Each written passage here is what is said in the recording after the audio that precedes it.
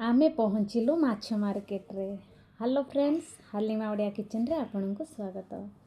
माछ सहित चिंगुड़ी और छोट माछ मध्य नहीं आसिलु आमे घर को। घरे पहुँची मु भल भाव माछ को धोई नेली। गोटे बाउल रे राई सोरिष को भिजे रखिदेली। तापर मु माछ रे देई देली हळदी, लंका गुंड, लूण, सोरिष तेल दे यहाँ को भल भाव गोलई नेली। तापर गोटे कढ़ई रे तेल दे यहाँ को भल भाव फ्राए करनेली। फ्राए होला पर यहाँ गोटे प्लेट रे काढ़ी से तेल रे दे देली मु कला जीरा बा जहाँ को तिल मध्य कहते। तापर लंका गुंड हलदी गुंड को नहीं पानी रे गोले सेटा को मध्य कढ़ई रे दे देली।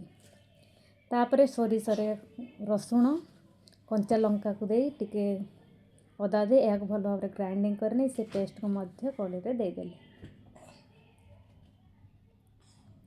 तापर मु देली फ्राए कर रखिथिबा माछ एवं स्वाद अनुसार लूण दे यहाँ को भल भाव फुटा को छाड़ीदेली। ये बन जाए माछ बेसर। जब वीडियो पसंद आसे please like and subscribe. Thank you for watching.